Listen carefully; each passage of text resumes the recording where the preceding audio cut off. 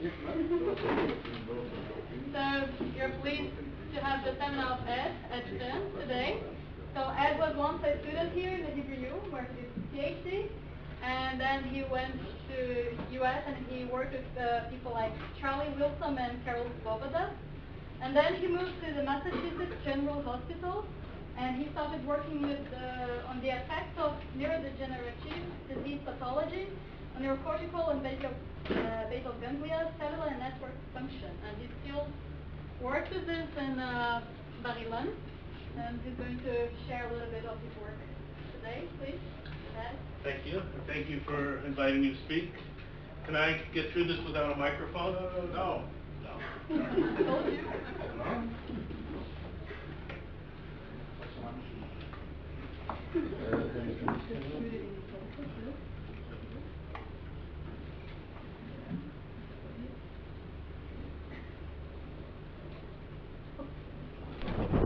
Better? Okay. Again, thank you for inviting me here, my alma mater. Today I'm going to discuss some ongoing work in my laboratory that's been going on for a number of years on the effects of Alzheimer's disease neuropathology on neocortical, cellular, and network function. And to start off, I'd like to mention the publication by Professor Alzheimer about 110 years ago or so, maybe a little longer. And he described two forms of neuropathology in the brain of what he called a senile woman, a demented woman, where he found intracellular tangles and extracellular plaques. And of course, for a very long time, we've known about these forms of neuropathology. Now we even know that they are made up primarily of abnormal protein accumulation and aggregation. The question is what they do to neuronal function, and that really has only begun to be investigated very recently. And I'd just like to mention something about these proteins. Generally, we know that they accumulate in both a soluble manner.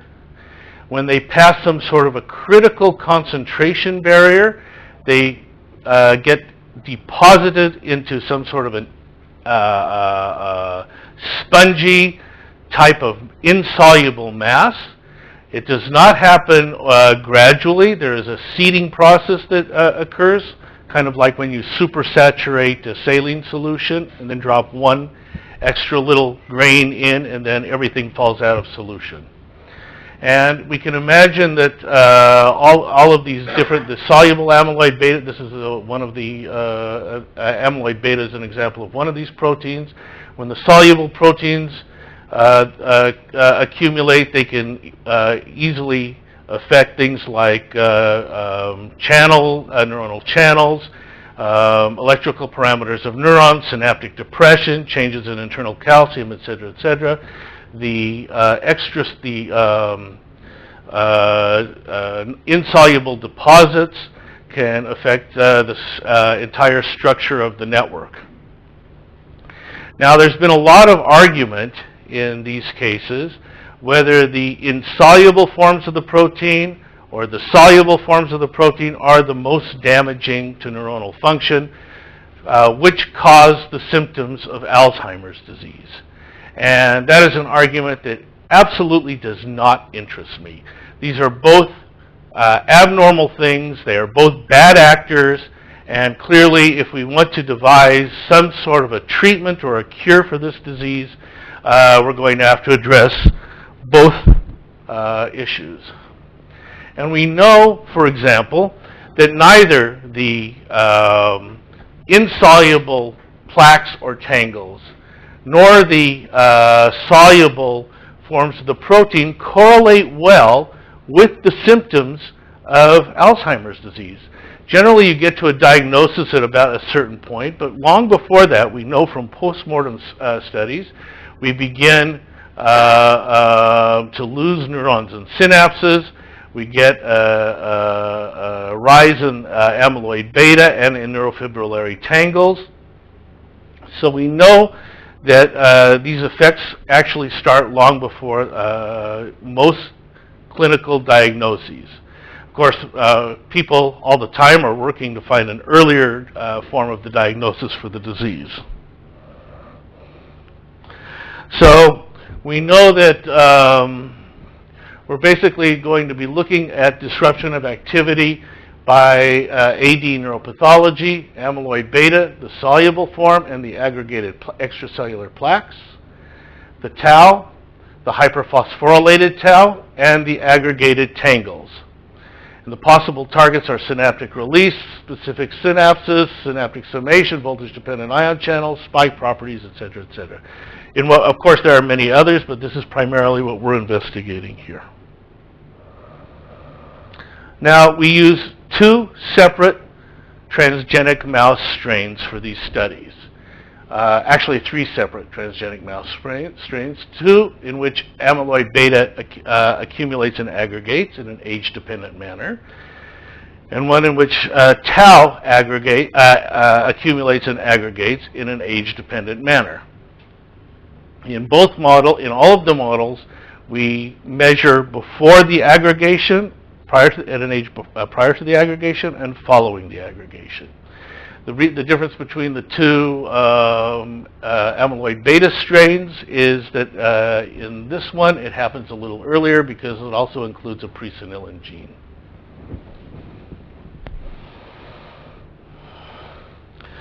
Now, one might wonder what we can learn from transgenic mice about Alzheimer's disease. Mice don't get Alzheimer's disease. Only humans get Alzheimer's disease.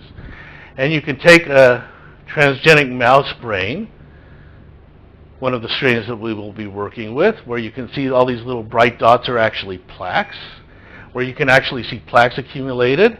But the transgenic mouse brain doesn't look very much like the Alzheimer's disease brain of a human. So the question is, what can we really learn from one to the other? And it's a model. It doesn't have to reproduce every single feature. So Marilyn isn't a good model for Louis, really, if you're looking at the whole model. And Louis is certainly not a good model for Marilyn, not to my taste. But if you're looking at maybe one salient feature, you could say that the two are pretty similar. And if we look, for example, at tissue where amyloid-β plaques have accumulated and aggregated, most people couldn't tell me if this was in a model mouse or in a human cortex. So we're going to be dealing with two kinds of Alzheimer's disease neuropathology. One in which the cells accumulate tangles, these hyperphosphorylated tau and tangles, these dark portions here inside the cell bodies are tangles, and one in which the cortex has plaque accumulation and aggregation.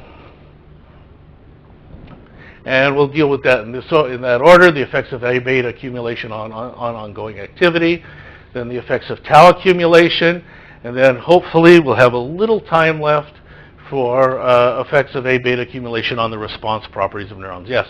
So mice don't have learning problems? Oh, excuse me. I should have mentioned this. Thank you.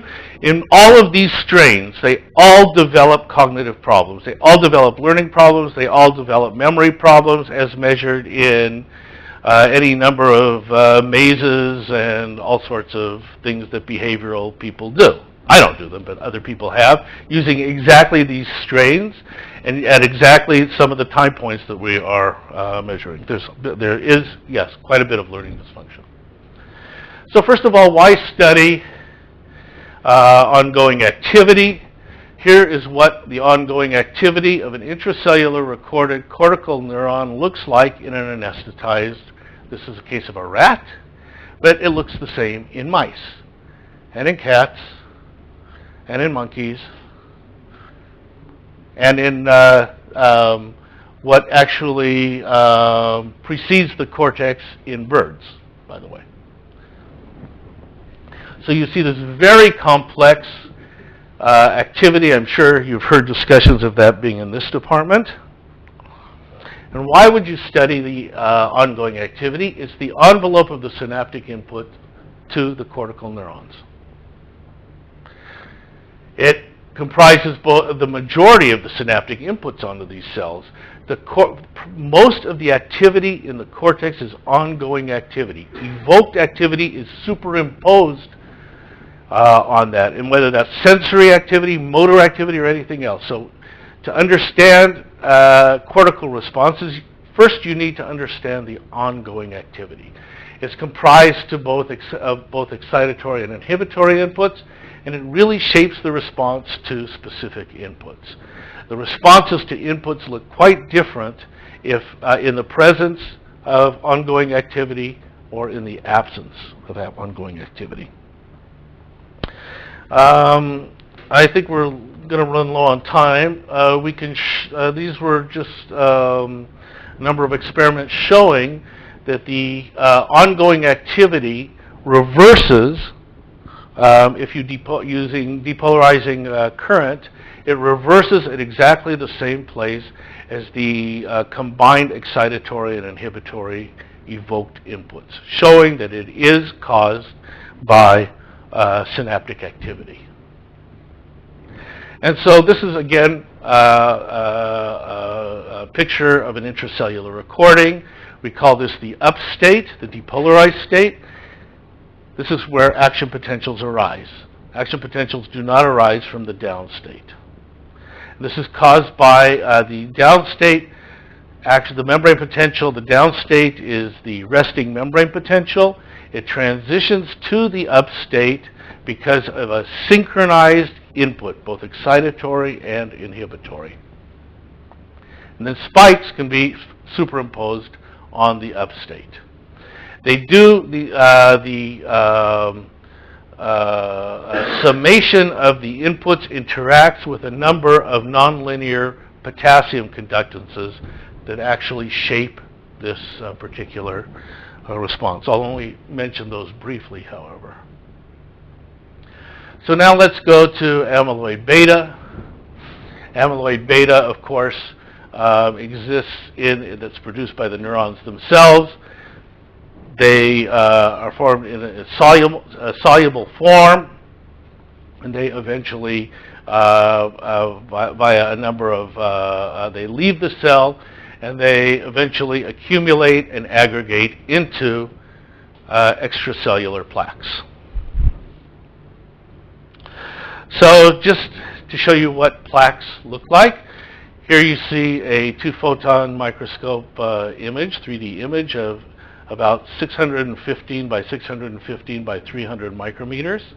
This is the dura, and what you see here are only the plaques that are imaged.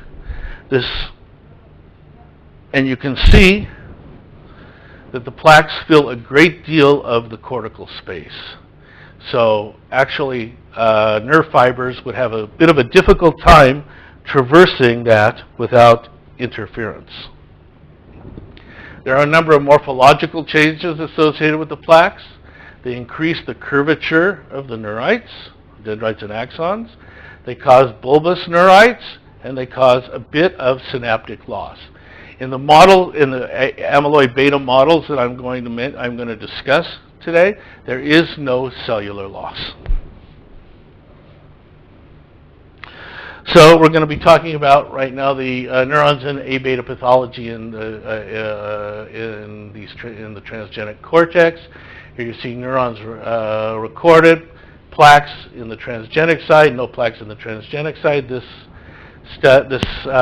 is a portion of the PhD work of soon-to-be Dr. Vera Kellner. And we can look at the wild type and the transgenic at approximately the same age, and you can see that on the face of it, there is not much difference in the patterns of intracellular recorded neurons recorded in vivo between the transgenic mice and the wild type mice. That's before the development. What age is it? This is at 13 months. This is in the presence of plaques, with actually quite a heavy plaque burden. But that's on the face of it. We can look a little deeper. So the first thing that one would want to look at is to see if there's really the same sort of bimodality of the membrane potential is actually preserved, and it indeed is, and more or less at the same voltage levels. So this is particularly important because it shows that membrane potential is not affected by the A-beta accumulation nor by plaque aggregation, and the voltage level of the upstate is not affected. This is incredibly important because that voltage level will tell us something about the excitatory and inhibitory balance of the membrane of the cortical inputs at those times. But those do not seem to be affected as far as we can tell at this stage. So the next thing that we can do is look at the responses to current injection. Wild type young, wild type old, transgenic young, transgenic old. Okay? The old mice, in other words, where there is significant plaque accumulation. Okay? Examples of responses to 3 different current levels. And of course, there are significant differences in the responses here. Okay? This is when those current levels are applied in the downstate at rest. And this is in the upstate, in the presence of all that synaptic background activity. And one can see that in the when it's applied in the downstate, in the absence of significant background activity, one can see that the responses to current are less than they are in controls in the younger transgenics. In the older transgenics, they are greater. This is quite important because a number of people are now beginning to discuss the comorbidity of Alzheimer's disease and epilepsy. So so people are claiming to find epileptiform activity in these neurons. Well, we don't really see epileptiform activity in these neurons, but we see clues to hyperexcitability in these cells. Okay? In the upstate, those effects are mitigated there. Less so in the case of the ongoing synaptic activity. The inwardly rectifying conductance, potassium conductance, is reduced in amyloid-β in these neurons. Yes? Say something about the effect in the young transgenics? You mean here? Yeah. That the activity seems to be reduced? No, I can't. I mean, it is reduced. The effect is significant. This is something that has not been seen. We might think that the only difference here is that this group has plaques and this group does not. But it's not completely true, because this group also has significantly more soluble amyloid-β. Even in the young ones? Even in the young ones, it's still there. It's notoriously difficult to detect. So, but it's still there. And so there may be some sort of this difference may be caused by some sort of a threshold function in the amount of soluble amyloid-β. We have no way of distinguishing between those two.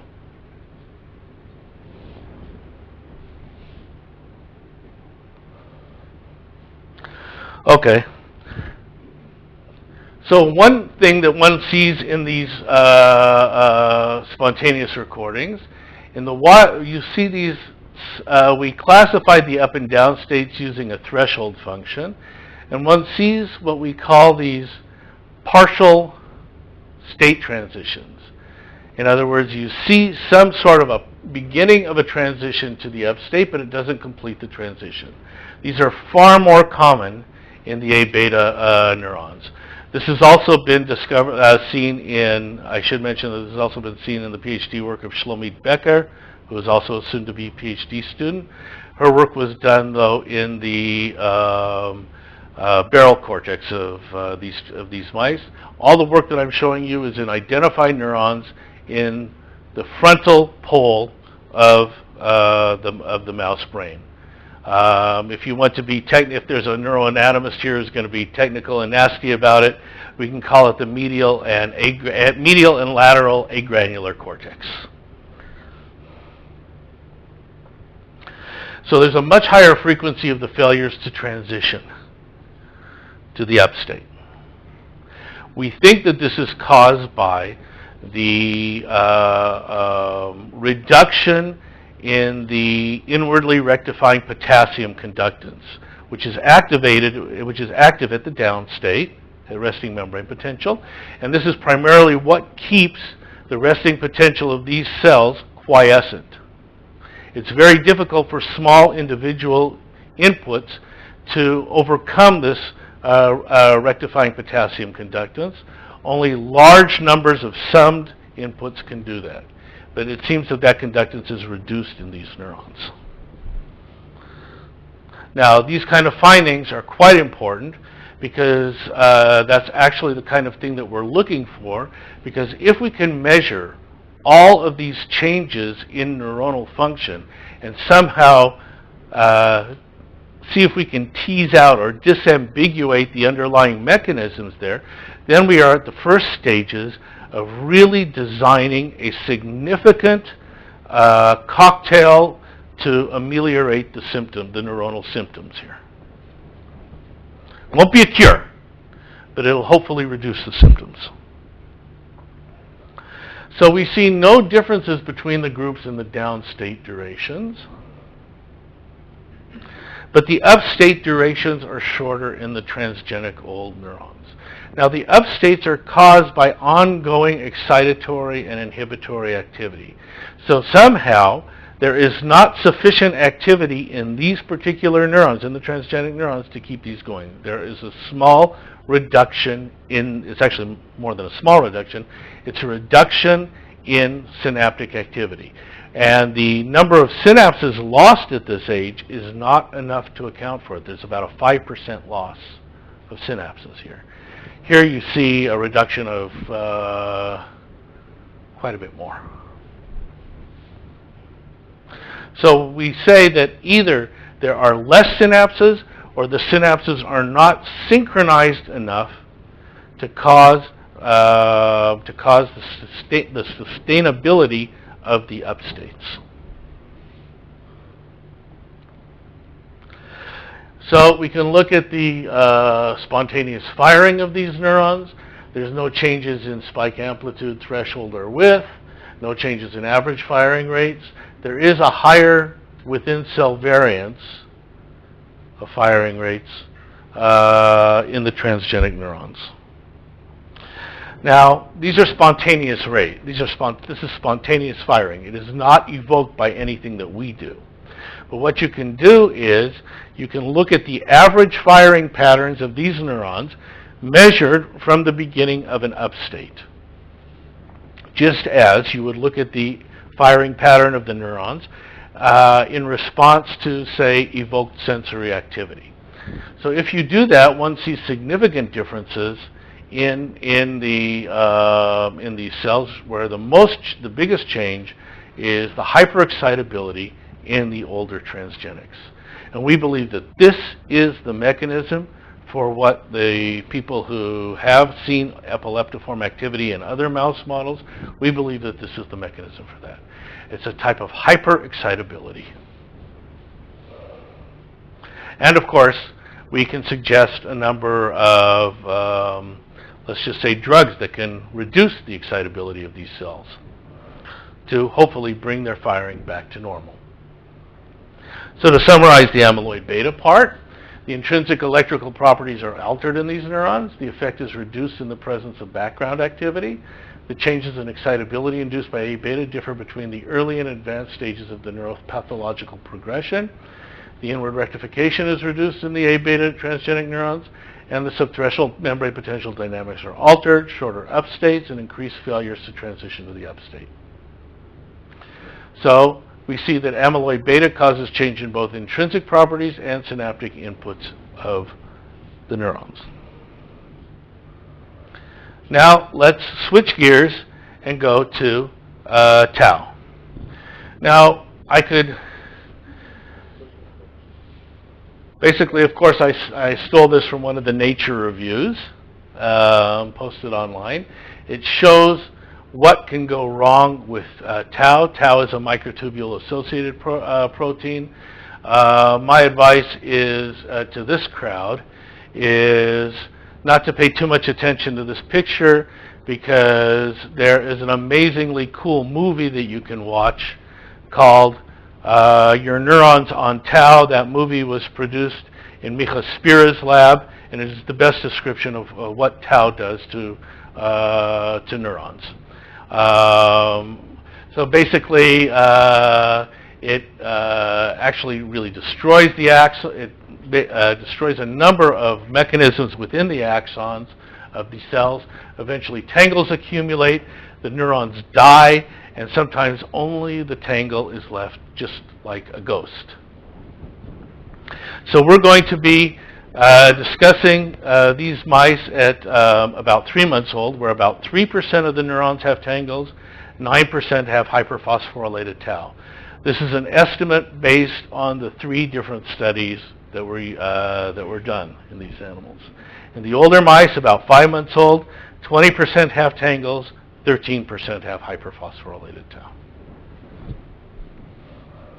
So again, in these animals, we're going to be recording from neurons. We don't know, we're using a blind intracellular recording technique. We don't know beforehand if the neuron that we're recording from has tau neuropathology or not. Is there any specificity to the neurons that are affected? Which types of neurons? What an interesting question. We know the pyramidal neurons are affected. There is, again, a total of maybe half a dozen studies have been done quantifying the neuroanatomy there. The most significant one was done by a guy named Patrick Hoff at NYU. And so I called him and asked him that question. He said, I don't know. Well, we kind of think so, but call me tomorrow and maybe I won't think so. I mean, because you have to have specific stains for these neurons. They're working on it. In any event, I certainly can't say anything about it, because in these studies we never knowingly managed to record from an interneuron. Okay? So we can see the neurons in tau pathology here. Again, a soon-to-be Dr. Noah Menkes-Kaspi is responsible for this study. You can see stained neurons. You can see tangles stained with thioflavin S. You can see them merged. You can see that in some cases we've recorded from neurons with tangles. In other cases we have recorded from neurons without tangles. Same goes for hyperphosphorylated tau. Again, let's look at the ongoing activity. It looks very similar. Same bimodal distributions of the membrane potential. Let's look a little closer. The primary frequency of this oscillation is actually slower in the transgenic old animals. Okay? So that already is an interesting question. Why would that be? What would change the frequency of that oscillation? The frequency of that oscillation is a component of the combined ongoing activity throughout the cortex. So we also see that the downstates of these transgenic neurons are longer. There are more periods of quiescence in these neurons. This is true whether these particular neurons have tau pathology or not. It doesn't matter. Okay? So there apparently are periods where the synaptic activity, again, does not manage to overcome the inwardly rectifying potassium conductance. In addition, the actual transitions to the upstate and the downstate in a given neuron are very stereotypical. You can overlay them, and there will be very little variance among the lines. Here they are much more variable, meaning that somehow the summation properties of the neurons are not managing to work as they should. They're not summing the synaptic inputs as they should, whether this is a function of the neurons themselves or the synaptic inputs. We see differences in the rise time to the up state and lesser differences in the fall time to the down state.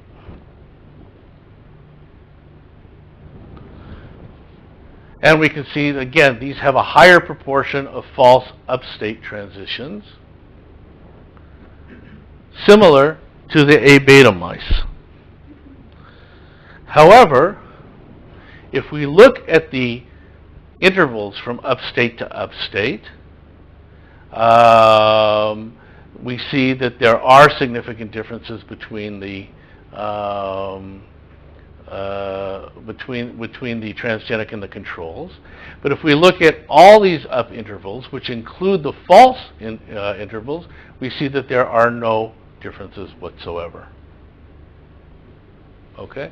So, in other words, these false upstate, they are attempts of the neurons to actually generate real upstates without succeeding.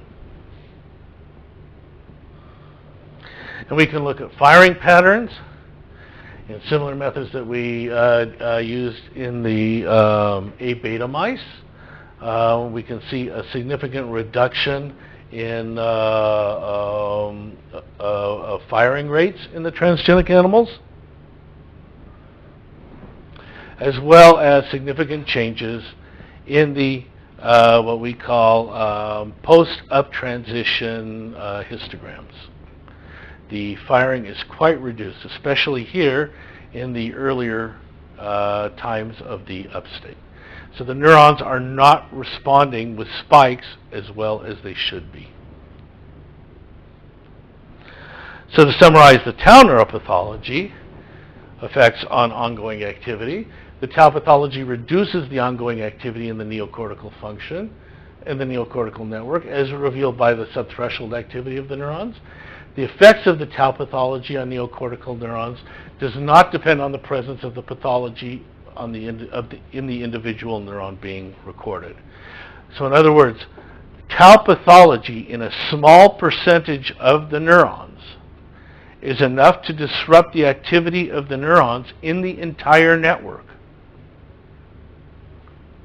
And the disruption is the same whether those recorded neurons have the tau pathology or not. This was also verified, by the way, I should mention, in an in vitro study done by Jenny Lupke at Boston University.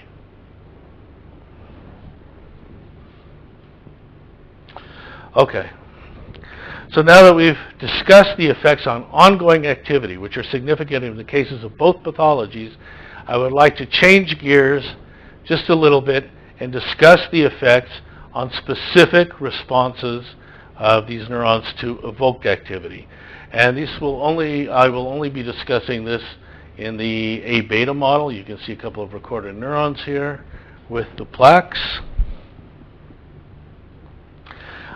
Studies in the barrel cortex were primarily done by by Shlomit Becker, who is finishing her PhD. You can see a cytochrome oxidase stain of transgenic mouse neocortex, the barrel cortex of these mice, which you can see the barrels quite nicely. You can then look at thioflavin S staining, where you can see plaques in layer 4. You might notice that these plaques are not distributed randomly in the cortex of these animals. They seem to select primarily for the septae between the barrels of these mice. Okay? It's not complete. There are plaques within the barrels, but they really prefer the septae. We do not know why. That preference does not extend up to layer 2-3. So this study was kind of started a number of years back at MassGeneral, where we found that if you use electrical stimulation in the contralateral cortex, and you record from a transgene negative mouse, the response seems to be very stereotypical. There's a bit of jitter, but not much. In the APP mouse, with significant plaque accumulation, the response is all over the place. The amount of jitter in the response is quite large. The response reliability, in other words, is much reduced in the transgenic mouse cortex. Can you repeat where you're stimulating it? Pardon me? Where are you stimulating it? Contralateral cortex, exactly contralateral to where we're recording. Okay, an electrical stimulation, you call it cortical microstimulation. So what's the response into the system? Well, you're stimulating the cortex, and you can see a response in control. The place where we're recording from is quite heavily interconnected with where we're stimulating it, which is why we chose that stimulation site. And you can see that this is also true for the subthreshold activity. It's true when we separate the up and the down states. The response variability is quite high. We hypothesized that this might be because there is an effect, some sort of a spatial effect of the, whether it is specifically morphological or not, there's a spatial effect of the A-beta pathology on the stimulation that we're giving. So the more cortex that is full of plaques and full of accumulated soluble amyloid-beta that the stimulus has to traverse, the greater will be the distortion of the response to the stimulation. And luckily, in these kind of animals, evolution has provided us a way of looking at, of testing this hypothesis. We can use barrel cortex to measure these responses, where each cortical column responds specifically to or in a greater manner to a principal whisker, a lesser manner to first order surround whiskers, and even a lesser manner to second order surround whiskers. And you can construct a receptive field around those. There's enough people here working on these areas that I'm sure you guys know about them. And the hypothesis here would be that the response to the principal whisker, being that the principal whisker receives inputs directly from the thalamus, will not be as distorted as the responses to first order surround, and the responses to second order surround whiskers will be even more distorted than the ones to first order surround. The more cortex that the stimulus, that the information has to traverse, the more pathology that it needs to pass through, the more distorted will be the responses.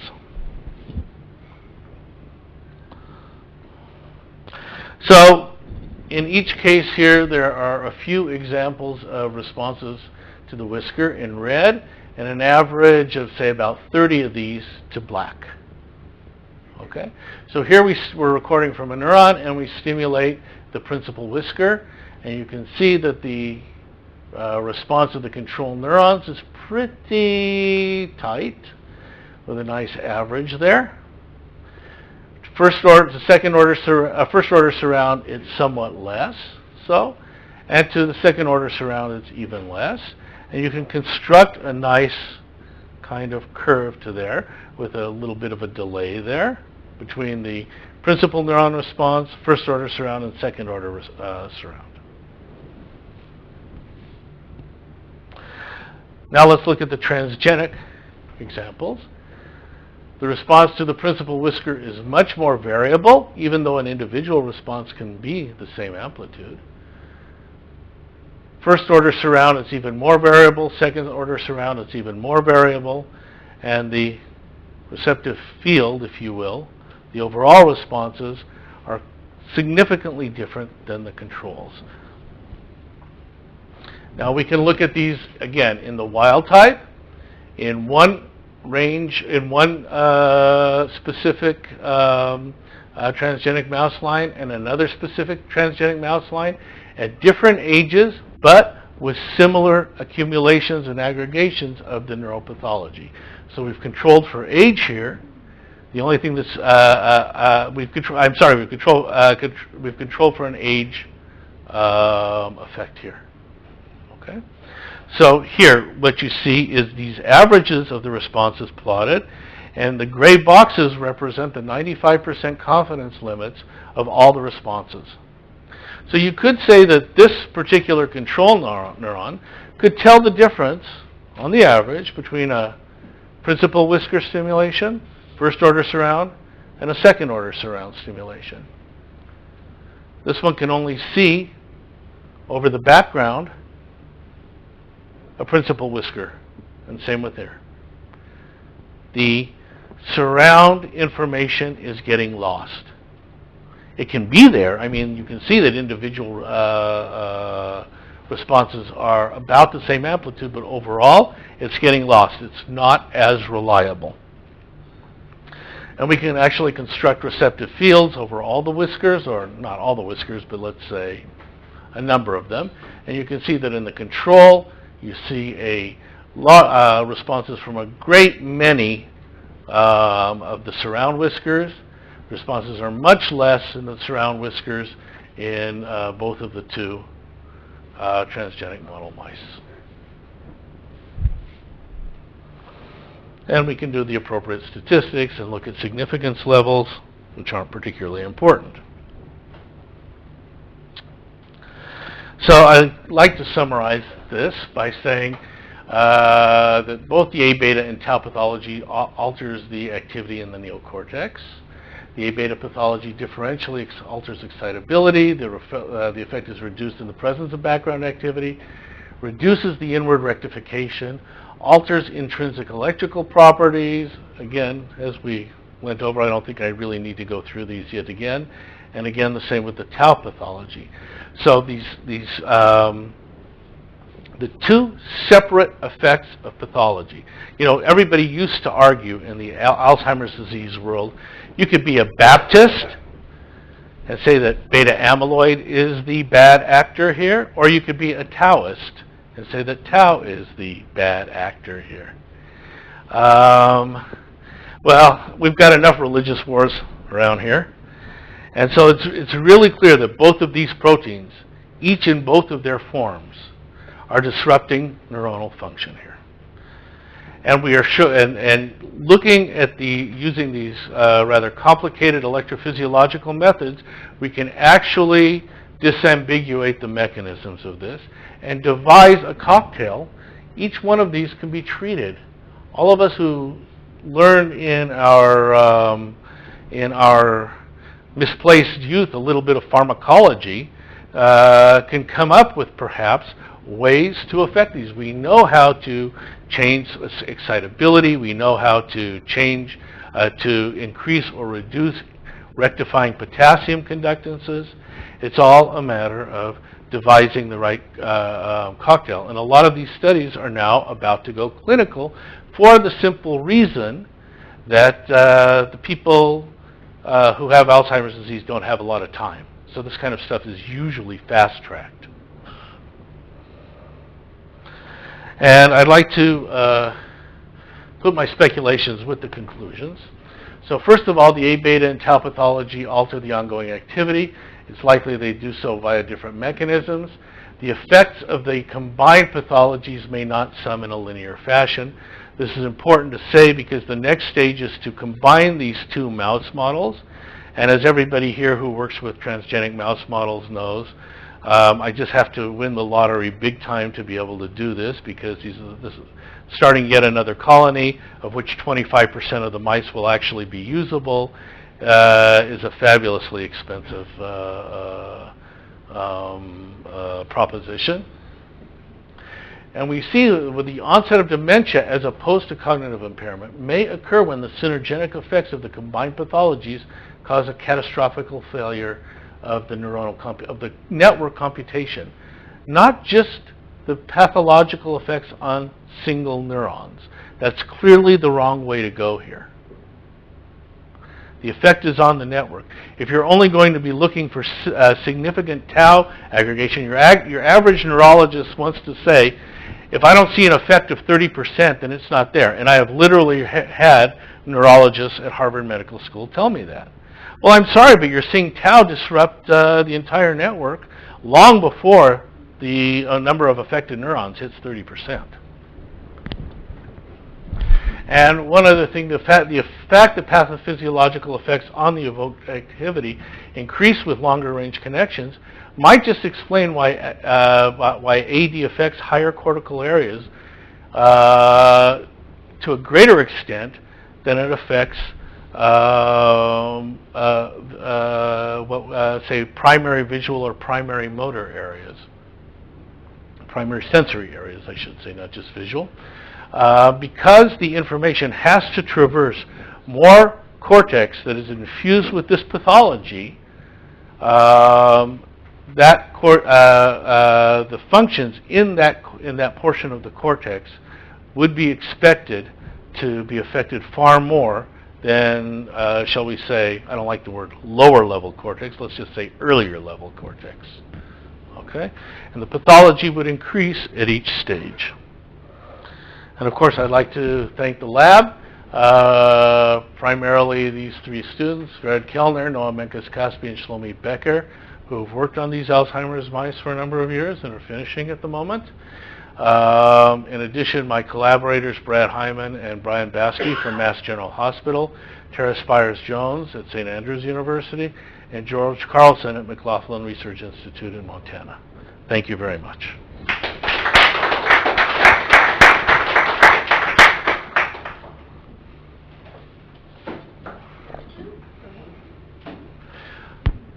About the tau pathology, do you see the differences between Alzheimer's and the day life, like the number of? Oh, yes. Yeah, I mean, when we do those studies, for example, our collaborator, Tara Spires, definitely does. Absolutely. Absolutely. Now, of course, there are dozens of different mouse models for both tau and for A-beta, and we chose this model because it overexpresses the pathology. We want to test the specific effects of the pathology on these animals. There are other reasons for choosing other animal models. One thing that you do, which I'm sure you know, one thing that you do not want to do is choose the kind of mice that are going to take 25 months to express a little bit of pathology, because what they're doing is eating you out of house and grant in the meantime. You know, these guys eat better than your average graduate student, and if you happen to import them from the McLaughlin Research Institute, they don't fly like we fly. These guys have to fly first class. Okay? Just my little rant there, sorry. The ongoing activity of the cell is affected by the intrinsic property and the net property. Yes. So what does that effect we want to show that either the phosphorylated, the isophosphorylated tau neuropathological neurons and the neuronational show the same ongoing activity? Well, first of all, the ongoing activity at first glance looks the same, but it is not. But the cell is supposed to, like, the subset of cells that show this pathology, like, drive and the effect is on network, but still They're not. No. So it's not really driving. So in the tau mice, yes, a subset of the cells show this pathology. In the A-beta mice, the pathology is primarily extracellular, so it's not. But in the tau mice, the subset show the pathology, but it's not like they're driving the others. I mean, their activity comprises a small amount of the input to the other neurons, but it's an ongoing, reverberating thing. It's not a presynaptic, postsynaptic thing. So it's really a function of the network. It's not just it's not just driving. Did you try to change in the diet potassium and see, I mean, the ratio of potassium sodium and see if there is a difference? Changing that in the diet would probably not do much. Homeostasis, from what we can tell, homeostasis, I mean, without it there being a very drastic change that would affect any number of other health functions. You'd probably have to get some sort of a really drastic change before you would really see something like change in intracellular potassium or something like that. You'd be much better off if you want to look at potassium conductances using pharmacological methods, dirty as they are, and especially dirty as they are when you want to inject them in, when you want to put them in vivo. So we are doing a number of these cocktails and things like that. So one of the, I mean, there's any number of other experiments that you can study. Of course, looking directly at the neuropathological, the effects of the neuropathology is not the only thing going wrong with Alzheimer's disease. So, for example, harmonica is going to be the first one to tell you that there are huge problems with the cholinergic input. Now what we can do is use optogenetics to specifically stimulate the cholinergic inputs and record the responses of these neurons to those inputs. We haven't done that in the past because if you stimulate the cortical areas in the brain that project to the cholinergic areas of the brain that project to cortex, you're going to be doing stimulating a lot of other things as well. But now with the optogenetic stimuli, we can change that. So we'll be able to include that as well. And so then, of course, if you're going to be designing a cocktail to ameliorate the symptoms of AD, then what you could do is look at the effects of the direct cholinergic stimulation using optogenetics on these neurons, and then using pharmacological methods to adjust that and correct that. The caveat in Alzheimer's patients, you have lost most of the cholinergic neurons by the time you treat. And in the mouse, you didn't. Start with MCI. Start with mild cognitive impairment. Start earlier.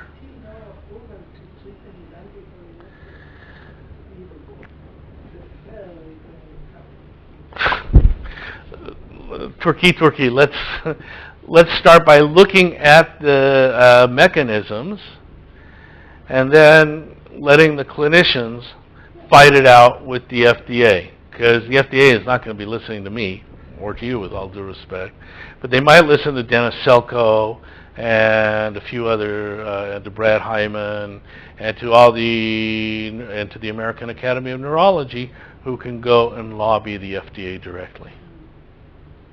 Maybe there's a chance to listen. We know that there's very little chance that they'll listen to us. Thank you.